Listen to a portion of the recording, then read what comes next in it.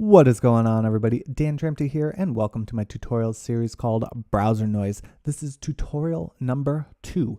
In tutorial number 1, we literally made noise, okay? Now, the next thing I want to do is we made 3 noise generators, and we need to be able to interact with those. I don't want to have to type code in to change which noise generator we're using. I want to be able to do something much more simple, like click on the canvas.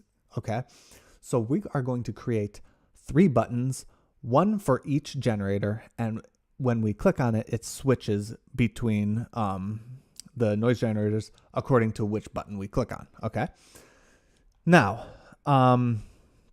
so the first thing I want to do, and I'm just going to change the canvas to this size, 512 by 300. So note that when I did that, it is 512 pixels wide, okay?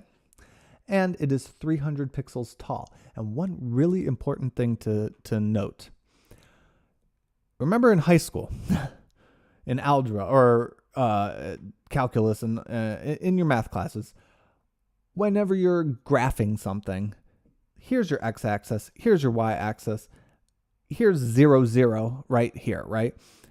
If the coordinate is like 5 and 5, 10, you would go 5 to the right for the x and then 10 up. So it would be somewhere around here.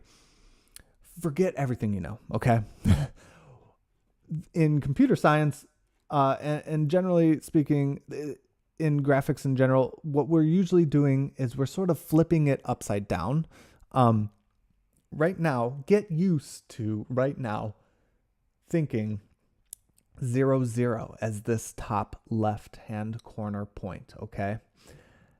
Width is still the x-axis, as you would understand, but height starts counting from here downwards to positive, in this case, 300, okay, just because we set our canvas to 300. So the y-axis is flipped, x-axis is normal, so don't worry about that, but get used to that because we're going to come across it a lot today. Okay, so we've been working mostly in the setup function so far. Let's go to the draw function. Add some space in between these 2 curly brackets and after the background function. What we're going to do is we're going to draw 3 rectangles. Here's the thing. We could be doing this as DOM manipulation. So we could create DOM buttons that would sit here outside of our app. And that would be totally legit. And in fact, we can talk about that later for sure, and I think we should. But we haven't really talked about this canvas and graphics at all, really. So I think this is a good practice to start thinking about the canvas and the strange upside down coordinate system and all that. Okay. So, all right, in P5 there is a function called rect. Rect takes a variable amount of arguments, okay, so it could be 4, it could be 5. We're going to put in 4 arguments for our case. The first 2 arguments are going to be the top left corner of where we want to draw the rectangle, okay? So if we're thinking about if we want it to be in this top left corner, then our top left corner of our rectangle is going to be right here at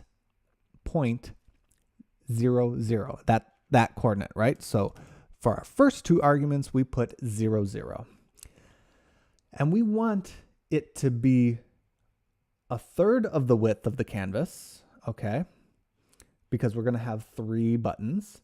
And we want to leave some space for some other stuff in the bottom half. So I'm going to make it half the height of the canvas. Now, we could do the math. So we could say 512. Okay, 512 over 3, that's 170, and then type that here, and that would actually work. But If I were to ever later change the size of the canvas, that means I'd have to go in and hard code the different width of each rectangle every single time.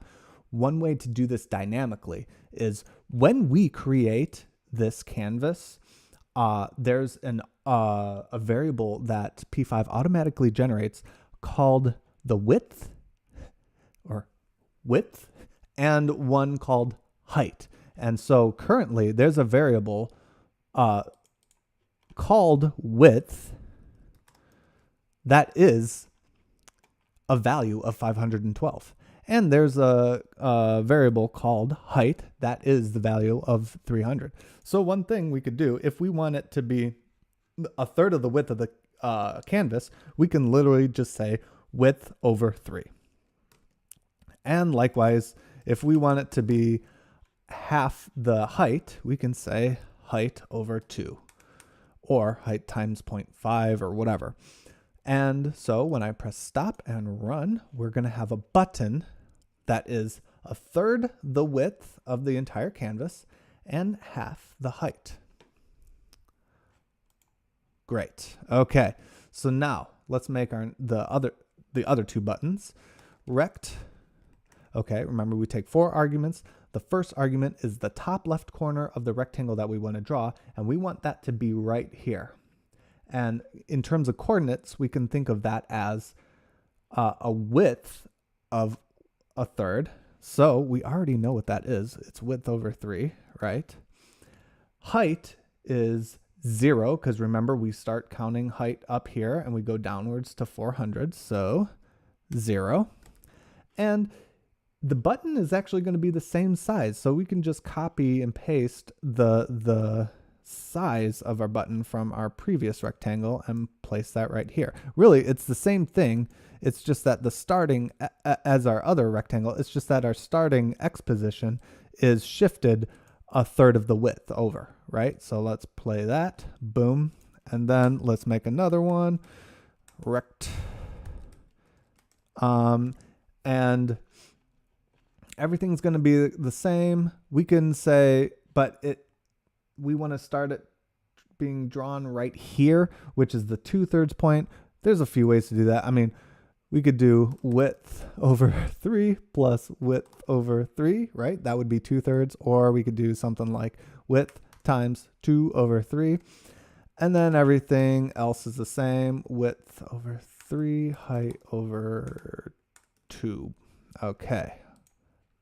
There we go. We have 3 buttons. Fantastic. Okay, so this is looking a little bit bland right now, right? It's very gray and white, and yeah. So let's add some color. And let's not just add any color. Let's make the colors sort of representative of the types of noise generator that we're going to be using. So for example, this button, when I click it, I want it to generate a white noise. So we'll leave that as white. For this button, we'll make it pink for pink noise, and this one brown for brown noise. Okay. So there is a function called the fill function. All right. Fill function is, again, a sort of thing where it takes a variable amount of arguments. If we just gave it one argument, it would be a grayscale in the same way we're calling the background. But if we give it 3 arguments and we leave it as RGB mode, then we can set the R and the G and the B according to these arguments. 0, 0, or like the first one could be refers to the R, and that could be a value between 0 and 255. Second one, G for green, can be a value of 0 to 255, and the third one, 0 to 255 for blue. Now, so if I were to just put a 255 here, look at that. Boom. All 3 are blue. And if I were to mix that with red, it would look like that. Boom. Notice something, that when I fill, it doesn't just do one of the rectangles, it does all 3. So that information, fill information is stored and used for anything that really accepts a fill parameter afterwards, if that makes sense. But so actually this is pretty close to a pink color. We can almost use that, but we only want to do that to the second button, right? So if I put it right here in the second, but like after the first one, but before the second one, it should work, right? The second two should be pink, right? No, all three are pink. And you might have seen it. For the first frame, this was white and these two were pink. But then for the second frame, this pink, the fill value was remembered for the second frame of this draw loop and onwards. So we do need to hard code each one. So let's go ahead and do that. So before the first rectangle, let's do a fill of 255, 255, 255. If you have all green, all blue, all red, I should have done a different order there. Then it will, when you mix those, that should create white. Boom, white and pink. I'm actually going to use a different color pink, a different shade of pink, something like that, because that's more of a purple what we have right now. That's kind of, actually I liked it before a little more. So let's put this at 100 maybe. Yeah, that's a nice pink. Okay, and then we need a brown, and I didn't know how to do brown, so I wrote it down up here. Hold on. Fill 139, 69, 19. That's a good brown value. And there you go. We have white, pink, and brown. Now, something really important to note. We have what looks like 3 buttons. That's fantastic. But they are not buttons. Buttons are, all we're doing is displaying rectangles that have particular colors, okay? That's the only thing we're really doing here. It doesn't understand, these don't understand the concept of being clicked. So the next part, and I'm going to, I think we've gone on long enough that I'm going to make this the next tutorial. We're going to create a bunch of conditions so that we can make these actual working buttons, okay? And then we're going to apply those to the sound. And so that's what we're doing in the next tutorial. I'll see you soon.